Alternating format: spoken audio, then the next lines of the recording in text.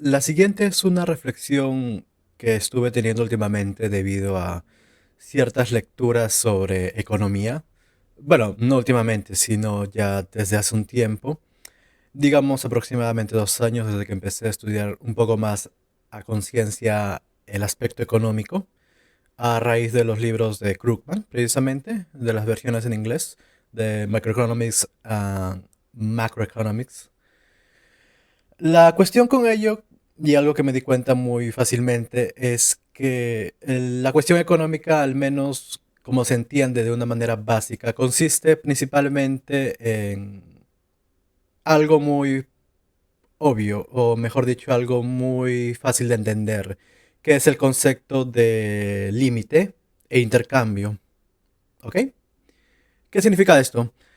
Que nos basamos en el concepto de límite para explicar, por ejemplo, que existe escasez en algunos países, que existe escasez con ciertos recursos, por ejemplo, o que existe escasez de manera artificial debido a un subaprovechamiento.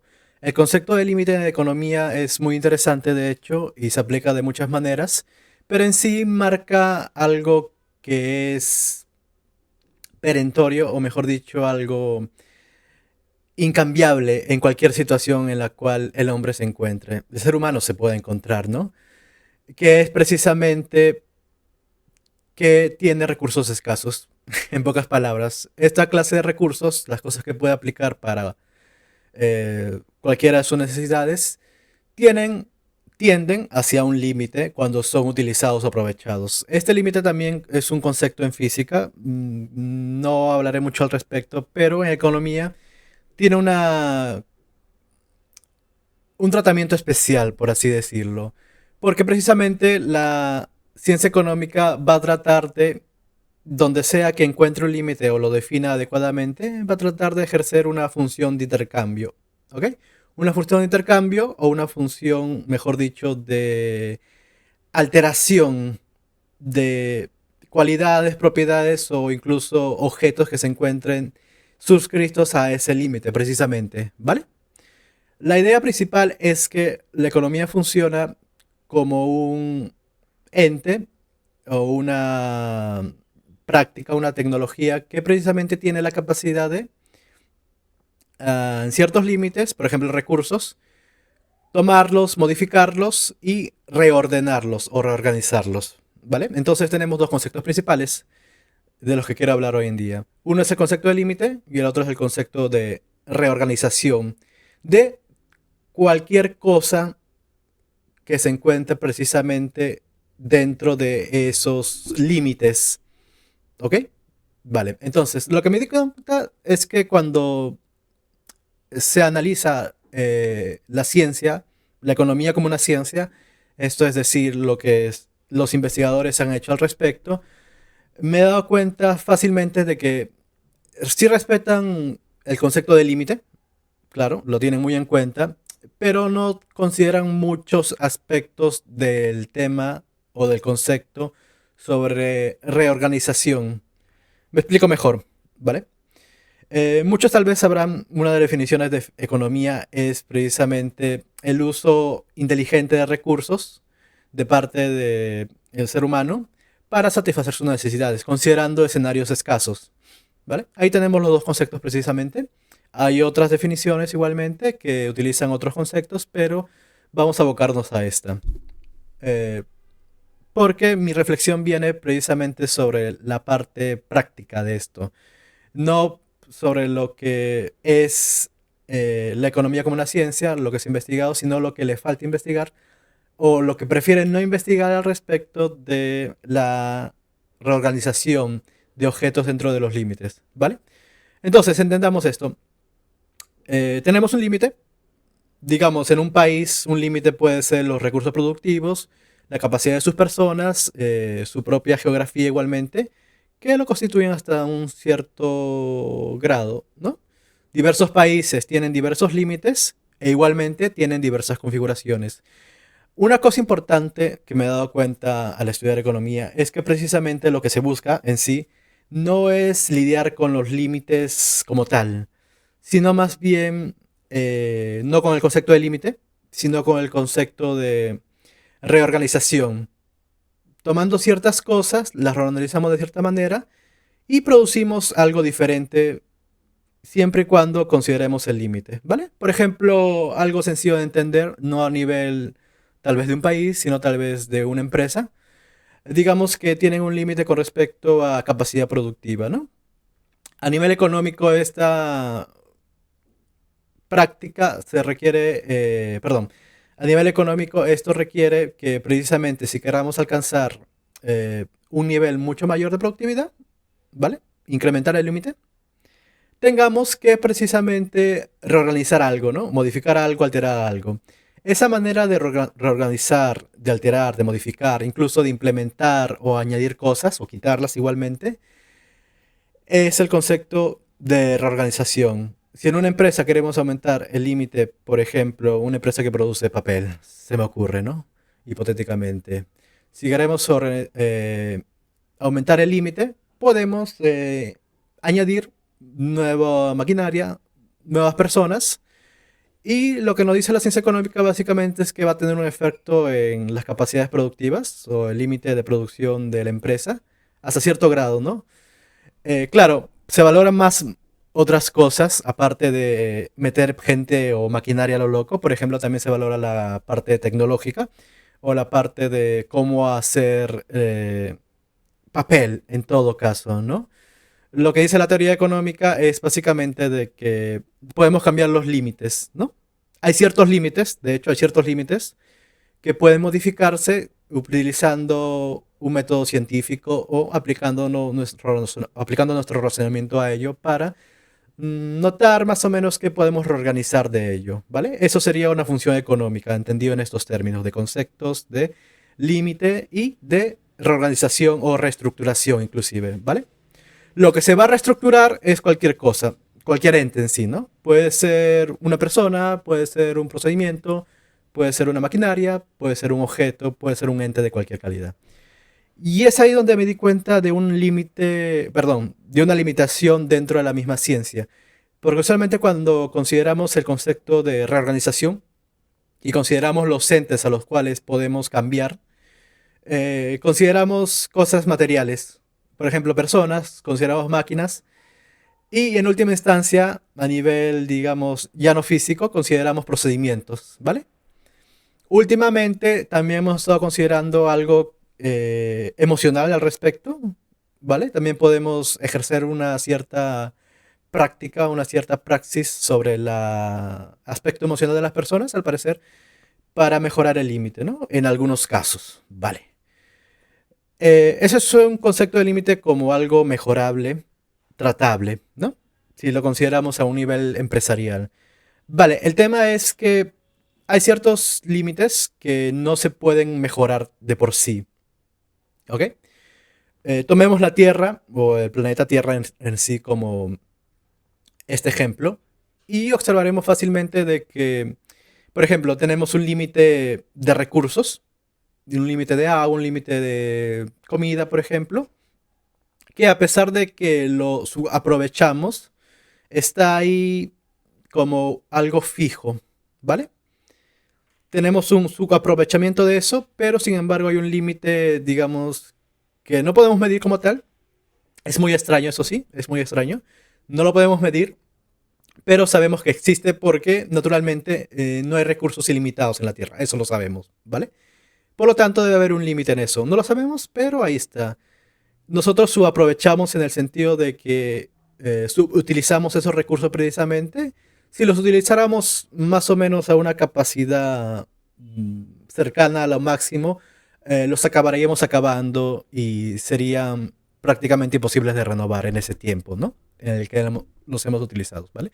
Así que un subaprovechamiento es necesario para mantener, digamos, dentro del ciclo de la vida ciertas cosas que son necesarias para precisamente vivir o sobrevivir, como lo quieran ver cada uno.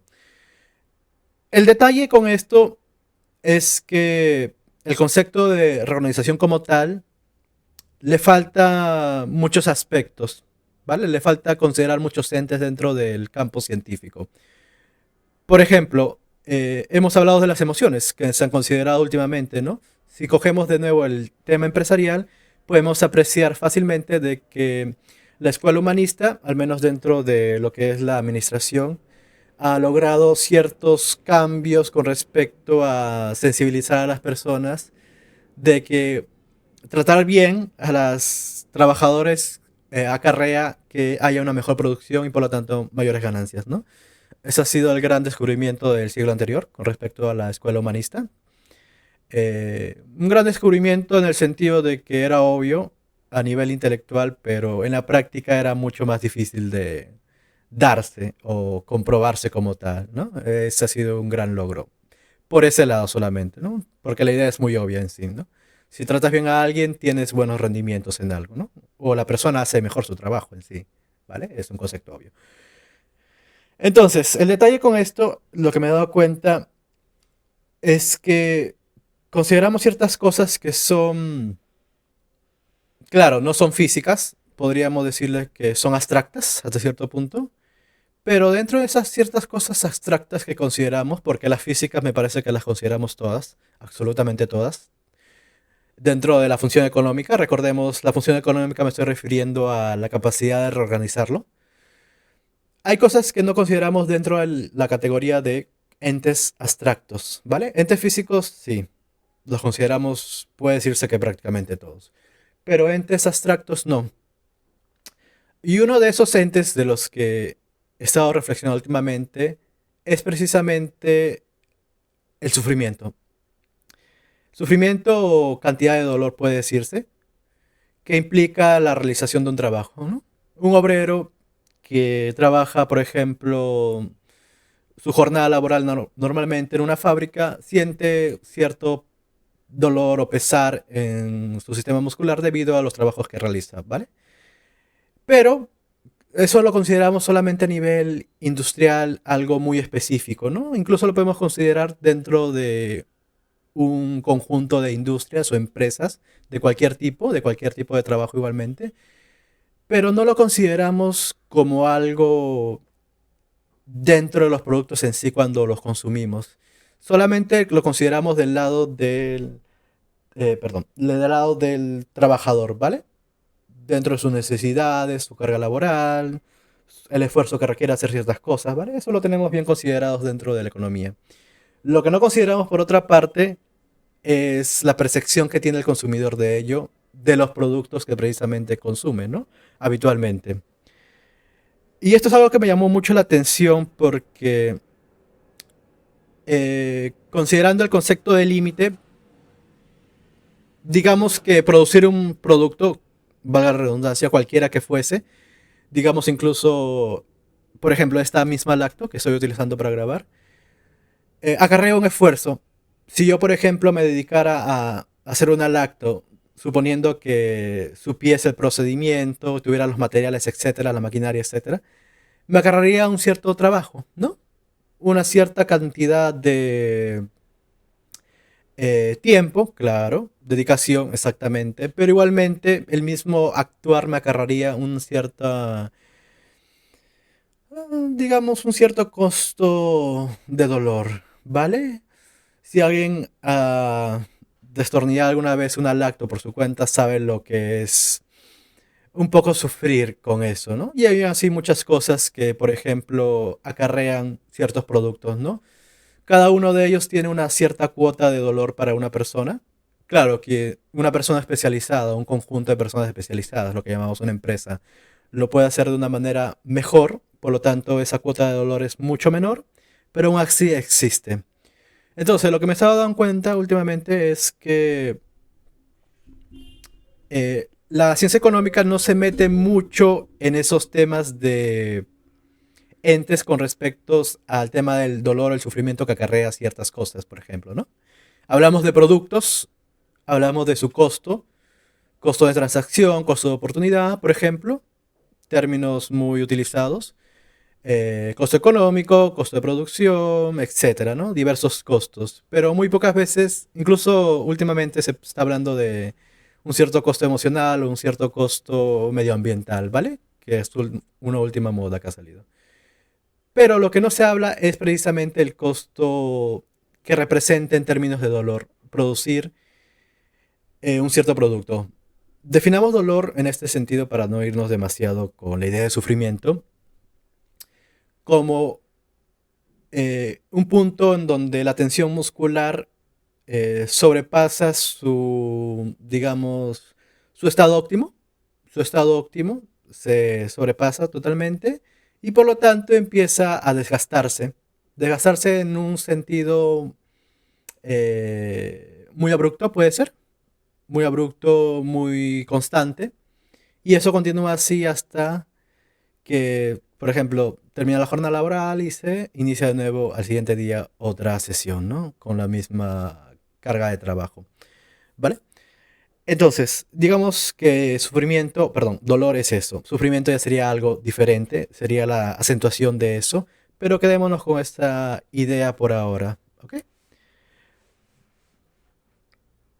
Vale, entonces, considerando ello, tenemos de que cuando nosotros como consumidores tenemos un producto al frente de nosotros, consideramos varios costos. Consideramos el primero de todos, el costo de producto en términos monetarios, o costo monetario, o costo pecuniario también. Algunas veces consideramos, si tenemos muchas elecciones, como quienes han ido mucho a los hipermercados se han dado cuenta, el costo de oportunidad. También hay un costo de transacción que lo aborda más la escuela conductual moderna de la economía. No voy a hablar mucho de eso, pero consideramos ciertos costos, ¿vale?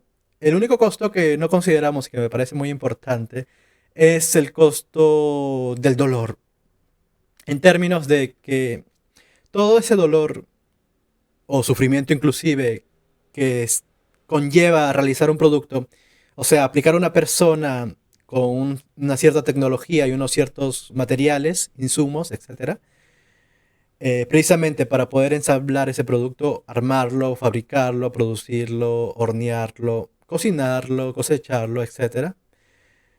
Todo ese costo está, digamos, escondido dentro de nuestra concepción de intercambio comercial, ¿vale?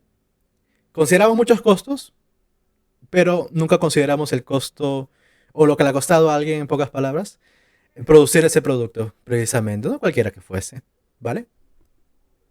Idea principal. La otra idea principal que es relevante para explicar esta reflexión es precisamente en tomar esa idea y maxificarla. ¿Ya? Estuvimos hablando de la idea del concepto de dolor dentro de la economía, perdón, dentro de los productos. A una persona, digamos, trabajando una parte del procedimiento, inclusive una parte del ensamblado, trabajando en China a destajo durante 16 horas, creo que va más un poco más de dolor y ya se torna sufrimiento, ¿no? Es una situación muy tensa para ellos. Pero cuando me pongo a pensar al respecto, siempre nace la idea de que es inevitable hasta cierto punto parar con esa maquinaria que convierte a personas, perdón, dicho, perdón, toma personas usualmente de economías más débiles o economías más frágiles en todo caso, en el sentido de, o perdón, naciones más frágiles, en el sentido de que no tienen sistemas, digamos, políticos sociales tan desarrollados como otros, que sí están industrializados. Los tomamos, los movemos dentro de un sistema empresarial y los obligamos a producir por un tema de consumismo, ¿no? Y nunca pensamos en eso, la verdad. Nunca pensamos en el hecho de cuánto le cuesta a una persona o un grupo de personas en todo caso producir, por ejemplo, un celular o una laptop, ¿no?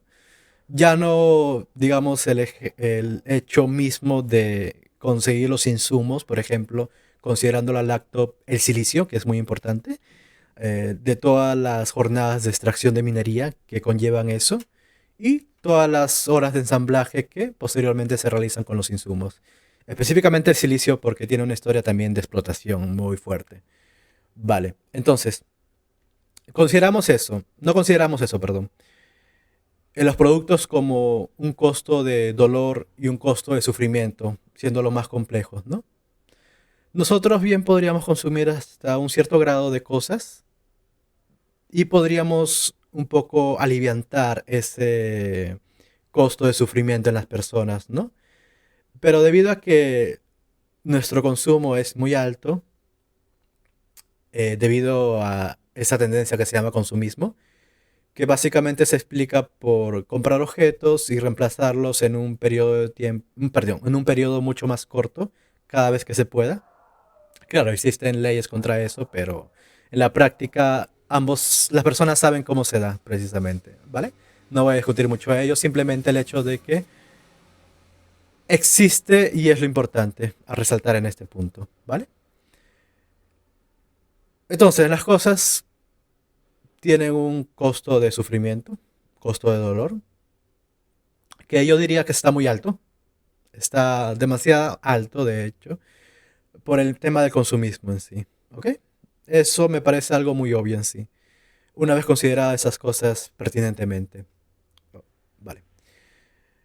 Otra cosa también que conlleva esto es que, aun conociendo el costo de sufrimiento, me preguntaría o me pregunto a veces si las personas son capaces o serían capaces de reaccionar a eso precisamente y bajar su nivel de consumo, ¿no? Si bajando el nivel de consumo ya no hay mucha necesidad de producir a gran escala una gran cantidad de cosas, posteriormente, las personas que son, digamos, algunas veces explotadas por ello, va, hay que decir los términos como son, explotadas a producir mucho más arriba de su nivel debido a satisfacer una cierta demanda en el mercado. Su costo de dolor, o perdón, el sufrimiento en sí que ellos padecen, bajaría igualmente. Y eso parece algo muy sensato de hacer, ¿no? Digamos, una persona está sufriendo, la ves sufriendo y automáticamente empatizas con ella e intentas en la medida de lo posible tratar de que su situación mejore. Tal vez no la hagas en la práctica, pero nace en ti, ¿ok?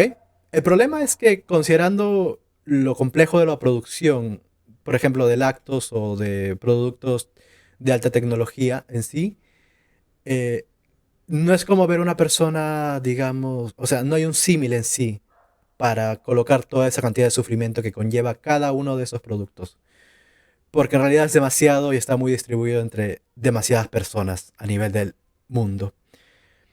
No es una idea nueva, de hecho se había tratado anteriormente. Y yo recuerdo un libro al respecto que se llamaba La Vuelta al Mundo de un forro polar rojo, que es como una especie de abrigo. El autor hace básicamente una línea de tiempo y espacio de lo que sucede o lo que implica producir un polar rojo en esa economía internacionalizada, ¿no? Donde sacan los insumos, por ejemplo, las fábricas donde explotan a trabajadores, incluso niños, sin importarles qué. Y luego la distribución, la logística de enviarlos al consumidor, logística inversa de una vez que ha terminado su periodo de utilidad, digámoslo así. La logística inversa implica traerlos, reciclarlos en la medida de lo posible, lo cual también conlleva cuotas de dolor y sufrimiento, no lo neguemos, y volver a empezar de nuevo todo el proceso, ¿no? Como una especie de eterno retorno del sufrimiento, precisamente, no como Nietzsche lo imaginaría tal vez, sino como algo mucho más tétrico y consumista. Vale, entonces, eh, ¿serían las, seríamos capaces en todo caso de alguna vez imaginarnos, aparte del costo monetario de comprar, perdón, el costo monetario que implicaría la compra de un producto, también el costo que se esconde muy camufladamente dentro de todo ese branding o marketing que hacen las mismas marcas para con sus productos? Claro, algunas dicen son medioambientales, pero ¿cuántas de ellas en realidad tratan bien a sus trabajadores? Muy pocas, ¿vale? Incluso han salido nuevos términos, las personas se están dando cuenta más de ello, y han salido nuevos términos como crunching, que implica reconocer esa explotación laboral para alentar precisamente el consumo desmedido, ¿no? Claro, el consumismo como tal es un tema muy candente, La solución siempre es la misma, consumir menos. Lamentablemente las personas no toman mucha conciencia al respecto, o mejor dicho, no empatizan con el otro, o los otros en este caso, precisamente porque no los conocen. No es parte del costo al cual ellos están expuestos, que sería solamente el monetario, lidiar con ellos, ¿vale? Por eso, en su mundo, en su percepción, ellos no son en realidad cosas reales, solamente son, digamos, abstracciones extrañas que si por ejemplo alguien más viniera y te dijera que tu producto, o por ejemplo tu laptop, en este caso, ¿no? Utilizando el ejemplo, el, le ha costado a 20 trabajadores perderse una cena familiar, digamos, casos de estrés graves, digamos todo un lote mejor, ¿vale? ¿Una persona reaccionaría a ello? Me lo pregunto. ¿Sería capaz de reaccionar y decir, vale, eh, quiero consumir menos de esto, ¿ok? Quiero reducir la cuota de dolor en el mundo, ¿vale? No hay ningún problema con eso. Voy a tomar conciencia de ello. Me pregunto si realmente podrían hacer eso a conciencia y con el deseo en el alma de realizar un cambio favorable para ello. Lo cual me lleva de nuevo a la idea principal de la economía, límites y reorganización. Al parecer, a nivel político, político internacional, o mejor dicho, político, no solamente político, claro, la política influye mucho en esto, pero también quiero mencionar algo relacionado a lo militar, ¿ok?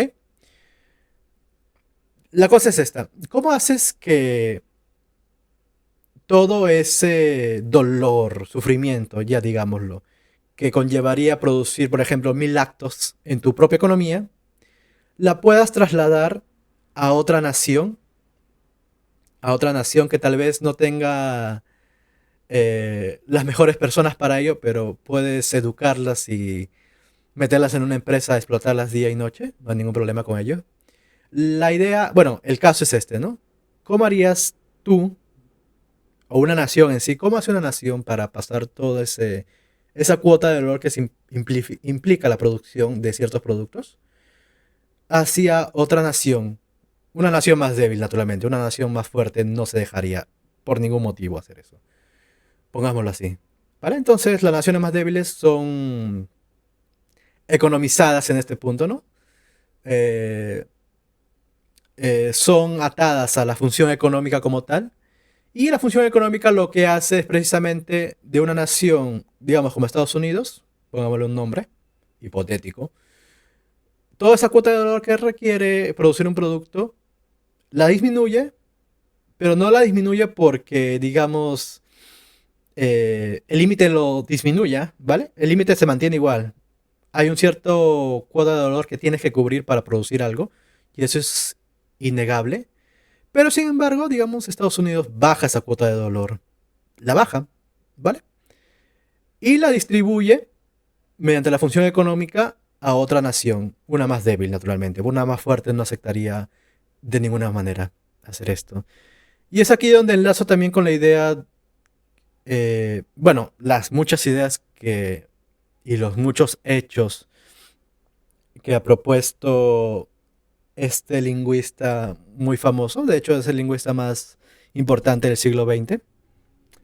Lamentablemente, si tuviera la misma utilidad que en el siglo XX, tal vez no sería del siglo XXI. Es el lingüista del siglo XX muy famoso que es Chomsky. Chomsky no solamente ha hecho grandes trabajos con respecto a la gramática generativa, sino también ha hecho buenas recopilaciones históricas, pensamientos históricos al respecto de el papel de Estados Unidos dentro de las demás naciones, ¿no? Principalmente el hecho de lo que él denominaba como sus muchos delitos, ¿ok? Porque tiene demasiados. Incluso hace poco estuve leyendo un libro sobre terrorismo que había escrito con relación a los casos de Estados Unidos y Centroamérica, por ejemplo Guatemala, ¿vale? Eh, y son muy crueles. Hay muchas masacres de parte de Estados Unidos con respecto hacia esos países que como estamos en Latinoamérica no nos hacen muy extraños, ¿no? Y alguna vez nos preguntamos, ¿de verdad han pasado? Sí pasaron y han sido muy crueles, la verdad. Pero no voy a entrar mucho en ello. La idea de Chomsky en sí, y es lo que quiero enlazar acá, es precisamente de que Estados Unidos, y también no es solamente de Chomsky, es también de otras, muchos autores que han estudiado el tema y han, con los mismos hechos, naturalmente, los hechos no cambian, con los mismos hechos han llegado a las mismas conclusiones igualmente. Las cosas son así, la verdad. Vale, entonces, tenemos esta idea, ¿no? Este caso. ¿Cómo trasladar una cierta cantidad de dolor o sufrimiento en la producción de algo, considerando un cierto límite, y es un límite que no se puede mover, ¿vale? Este es el límite del dolor, el cual tú tienes que siempre cumplir, no importa qué, ¿ok? Pero vemos que en la práctica Estados Unidos lo baja, ¿no? Y sus ciudadanos sí viven bien y disfrutan de la vida, en pocas palabras, ¿no? Si consideramos otras naciones, ¿ok? Entonces, para hacer esto, utilizan dos cosas principalmente. Chomsky la declara, una parte es, claro, el poder militar y la otra es la parte ideológica, ¿no? No es solamente Chomsky, y ahora que recuerdo también es otros autores como... Justo acá tengo el libro, de hecho... sí, Wallerstein. Por ejemplo, Wallerstein... ¿Vale? Este libro también, no sé si se puede ver bien, Después del liberalismo, de Immanuel Wallerstein. Es un libro corto, de hecho, muy pequeño, yo lo tengo ahí. También trata sobre, más que nada, el aspecto ideológico, político después de la Segunda Guerra Mundial, ¿ok?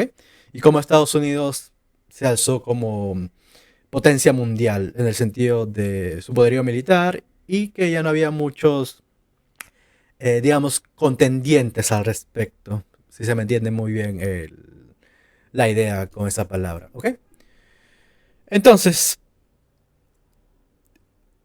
una nación fuerte, cualquiera que fuese, va a intentar, en la medida de lo posible, traspasar esa cuota de dolor a una nación mucho más débil, cualquiera que fuese, ¿no? En terminología de Wallerstein, ahora que ya lo menciono, sería como naciones centro, por ejemplo, países de centro y países de periferia, ¿no? Precisamente los países de centro tratan, en la medida de lo posible, mediante todo el uso de sus recursos, no solamente militares, también ideológicos, para, digamos, fines de convencimiento de la sociedad de que es algo bueno y positivo. De, entre otras cosas, trasladar toda esa cuota de dolor que sus propios ciudadanos deberían sufrir para realizar algo hacia naciones menos desarrolladas, ¿vale? Esto no lo hacen porque son buenas personas, porque quieren desarrollar otras cosas, sino otras naciones, perdón, sino precisamente porque el dolor en sí es algo evitable, ¿vale? A nivel personal es muy evitable. Si, por ejemplo, alguien pusiera su mano en la estufa, automáticamente la reiteraría. Y ese es un instinto de supervivencia, por así decirlo. Muchos le dicen así. No es instintivo. Si es de supervivencia, no es instintivo, pero coloquialmente lo llamamos así, ¿vale? Entonces, ese mismo instinto de supervivencia, entre comillas, cuando lo llevamos al nivel macro, o al mejor dicho, a nivel de las naciones, podemos observar lo mismo.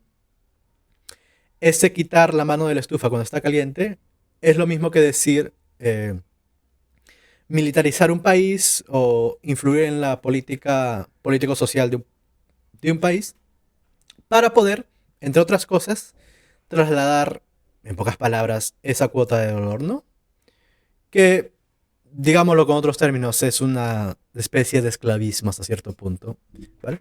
Algunos dirán que es desarrollo económico impulsado por lo monetario, pero considerando que la moneda es algo que solamente subsiste porque es un abstracto muy fuerte en el imaginario social, la idea de darle papel a unas personas para explotarlas durante horas y horas, mensual, anualmente, incluso muchas naciones, es totalmente ridícula. Y si no es comida o es algo mejor que ello, me parece que sí es una clase de esclavismo. Una más contemporánea en nuestros tiempos, ¿no? Como diría Shishak. Una más refugiada ideológicamente, que utiliza muchos subterfugios para poder existir Y no solamente existir como algo secreto, ¿no? Sino existir a simple vista. Es el truco definitivo de magia en el cual un elefante desaparece a simple vista de personas. El elefante sigue ahí, solamente que el mago ha hecho que las personas mismas piensen que ya no es un elefante, es una cabra, por ejemplo. Vale. La idea continúa y al parecer el objetivo de disminuir el dolor en el mundo nunca va a ser un objetivo real mientras tengamos estos sistemas que se aprovechan de su capacidad, de su potencia militar para poder esclavizar a otros países, ¿vale? El término es más adecuado es esclavizar, como ya lo mencioné. No vale que te den dinero por explotarte, incluso poco dinero, porque en realidad es papel. Si no son recursos aprovechables dentro de necesidades humanas básicas, como lo puede ser la comida o incluso una mejor manera de vivir, con ciertos servicios indispensables, ¿vale? Eh, claro, el país centrista no lo va a hacer por ti. Puede ayudarte hasta cierto grado, pero en realidad es el esfuerzo de la misma nación lo que impera y domina en ello. Por eso no me extraña tanto que naciones como la de China, que es comunista y es como la punta de una espada, así de concentrada, haya hecho tantos avances en tan poco tiempo. Si todas las personas en esa nación van tras un objetivo, es muy probable que lo alcancen con mayor eficiencia que otras que están más dispersas en el mundo. Ok, entonces, para terminar esta reflexión, el costo de transitividad con respecto al dolor es algo que no se aborda en la ciencia económica. No decimos esto produce, aparte de estos réditos monetarios, también produce estas contrarréditos, por así decirlo. No sé, desechos, cosas malas, sufrimiento, ¿no? No produce esta cierta cantidad de sufrimiento. Nunca lo analizamos así. De hecho, sería curioso. Incluso tenemos problemas para analizarlo, analizar la actividad de una empresa a partir de su impacto ambiental, ¿no? Y es aún más, mucho más difícil poder analizarla con respecto a qué tanto sufrimiento ocasiona esa empresa o un grupo de empresas o las actividades de toda una nación dentro de la sociedad, dentro de las personas en sí, hacia las personas como tal, sin importar la nación, ¿vale? Hay un factor que es muy poco empático en ello. Siempre me causa algo de tetricidad pensarlo, escabrismo, ¿no? Que tampoco nos importa el otro como persona, como algo que merece una vida libre de sufrimientos. Claro, una persona podría tomar conciencia y consumir menos y así reducir la cuota de dolor, pero ¿de verdad lo haría por decisión propia o solamente porque piensa de que es lo correcto, sin sentirlo como tal, ¿no? Ese, esa empatía con el otro, o con los otros en estos casos, ¿no? Que hablábamos de líneas de ensamblado muy complejas y que se dividen en diversos países, ¿no? Igualmente, Taiwán, India, China. Nunca sabe dónde se fabrica, la verdad, algo en sí. Pero siempre sale, ¿no? La etiqueta de dónde fue, digamos, el ensamblador final o el ensamblador jefe, ¿vale? Pero es una tendencia muy interesante de pensar que hay ciertas cosas que la ciencia económica ha decidido obviar.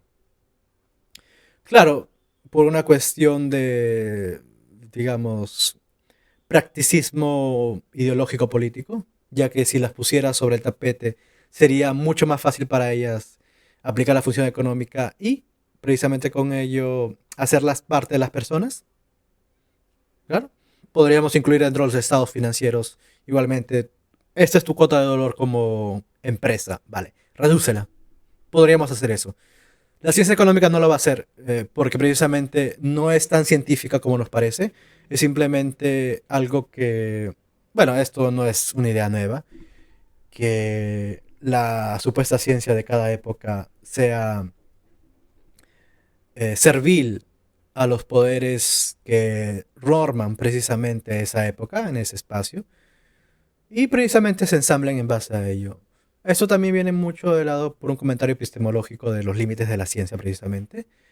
Esos son los límites de la ciencia, los límites que impone un grupo de personas que es mucho más fuerte que el individuo, ¿vale? No hay nada de malo en eso. Bueno, perdón, sí hay mucho malo de ello, pero en la práctica parece que nos sentimos alivianados con respecto a eso. Como si no sucediera mucho y las cosas fueran de lo más normal. Eh, bueno, sí, parece que sucediera lo más normal en sí. Una persona nace, por ejemplo, digamos en Perú, que es mi país. Si tiene la suerte de nacer en una cierta clase, en un cierto lugar, por ejemplo, clase y lugar parece que van de la mano algunas veces, va a tener unas ciertas expectativas sobre la vida, unas ciertas capacidades, ¿no? Estudiar más que nada, divertirse algunas veces, ¿por qué no? ¿Vale? Trabajar y luego reproducirse y morir, ¿ok? No hay nada del otro mundo en ello. Pero lo que me he dado cuenta también es que cuando nosotros leemos libros de historia sobre guerras, por ejemplo, siempre hay una idea que tal vez no muchos la tengan, pero la mayoría sí, de que eso es algo que ha sucedido hace mucho tiempo, con otra mentalidad. Y las personas de aquel entonces estaban un poco idiotizadas, ideologizadas, podría decirse, con respecto a los sistemas ideológicos de aquel tiempo, ¿no? Uno pensaría que si a ella misma lo pusieran en la misma época, en el mismo contexto, podría resistirse a ello y podría actuar de una manera mejor, ¿no? Por ejemplo. Otra idea que también surge, obviamente esto no es posible porque cualquier persona que nazca en un contexto se ve obligado a seguir los dictámenes de ese contexto, ¿no? Sin importar qué tan ridículos nos parezcan. Por lo tanto, sin importar la época en la que nazcamos, siempre vamos a tener que seguir ciertas pautas, digamos, culturales, ¿no? O políticas inclusive. Digo culturales porque son de tradiciones en largo tiempo y políticas porque son cosas más del momento, ¿no? Que se pueden tomar en un día, pero tienen consecuencias muy importantes dentro del comportamiento social y personal inclusive, ¿vale? Entonces, vemos estas guerras, ¿no?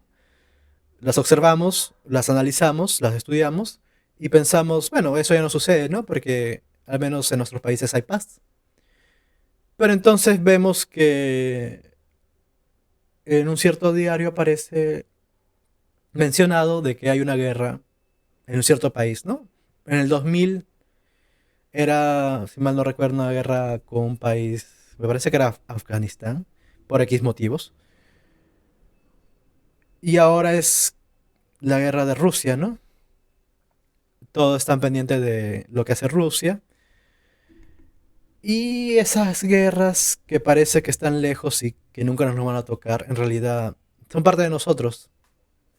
Porque nosotros también creamos conflictos con esta clase de cosas, precisamente.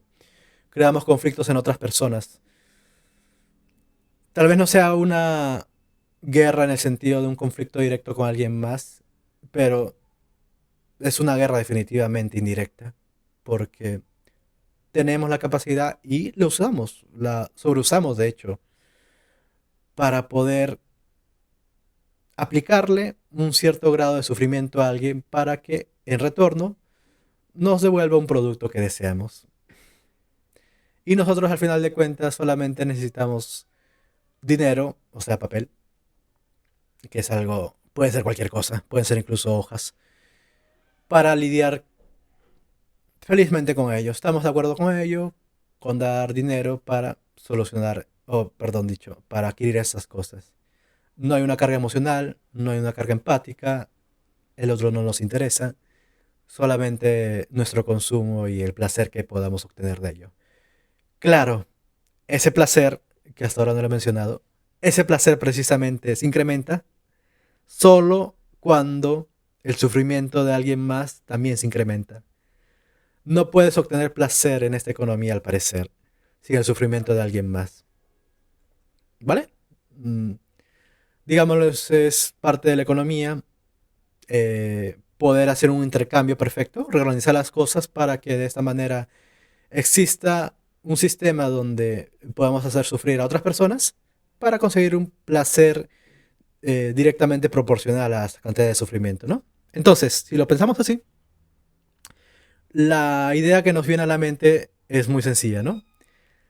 Si queremos más placer, también tenemos que, por otra parte, incurrir en más sufrimiento para alguien más, sin importar quién sea, ¿no? Puede ser, a nivel personal puede ser alguien conocido, pero a nivel de naciones es otra nación, desconocida tal vez, para las personas mismas de la sociedad, ¿no? Pero la regla es esa. No es algo que se hable mucho en economía, por obvias razones, pero parece que la regla siempre se sigue, ¿no? Si tú como persona buscas placer, no hablo de un placer sexual, eso sí, un placer de cualquier tipo, pero tú no estás dispuesto como tal a, mediante tu propio esfuerzo, mediante tu propia capacidad, mediante tu propia aplicación, a conseguir ese placer o a obtenerlo, ¿vale? Siempre puedes optar por la otra vía, que es cargarle de sufrimiento a otra persona para así que puedas, en base a ese sufrimiento, convertirlo en la misma medida y en el mismo grado en tu fuente de placer personal. Cuando lo llevamos a la sociedad, perdón, cuando lo llevamos a un nivel social, podemos apreciar fácilmente cómo se produce un cierto esclavismo, una cierta esclavitud entre naciones y a nivel personal entre trabajadores, por ejemplo, ¿no? Que son los ejemplos mucho más fáciles de decir porque todas las personas lo mencionan, ¿no? Mi jefe me explota, me siento infeliz en el trabajo, ¿no? Estos sistemas de placer-sufrimiento también se aplican a ese nivel, se aplican a todos los niveles, de hecho. La transacción económica del placer o del sufrimiento, ¿no? Placer-sufrimiento, el binomio. Se aplica a cualquier grado. Eso es lo maravilloso del asunto. Y aunque sea un sistema que se aplica demasiado, o se aplica, digamos, lo aplica a cualquier persona, lo aplica a cualquier sociedad, lo aplica a cualquier grupo, y principalmente lo aplica a cualquier nación, sea un sistema en el cual nosotros no nos demos cuenta de que exista como tal, ¿vale? Nosotros damos, por supuesto, de que nuestra vida como tal nos va a proveer de cierto placer, y que para obtener ese placer podemos hacer ciertas cosas, ¿no? Incluso incrementar nuestros niveles de sufrimiento. Pero, incluso incrementar nuestros niveles de sufrimiento, podemos darnos cuenta fácilmente de que no somos capaces de alcanzar un cierto grado de placer, ¿vale? Pero, para incrementarlo mucho más, siempre podemos recurrir a la esclavitud, que eso es una idea histórica muy repetitiva, la verdad. Aprovecharse del otro, el más débil. Antes eran, digamos, personas que capturados de guerra, por ejemplo, ahora son naciones poco desarrolladas en ese sentido, ¿no? Que no tienen una capacidad militar suficiente como para imponerse al resto y viven en cierto grado de pobreza, ¿vale? Siempre podemos incrementar nuestro placer enviándole una cuota de sufrimiento, o mejor dicho, asignándole una cuota de sufrimiento a un trabajador, por ejemplo, en una factoría de China que está en su 11ª hora y todavía le faltan 3 horas más para terminar su jornada laboral. Porque un tipo quiere un celular en una tienda de replay. Sí, una... La vida se puede ver como una comedia, una tragedia. Depende de la perspectiva, lamentablemente.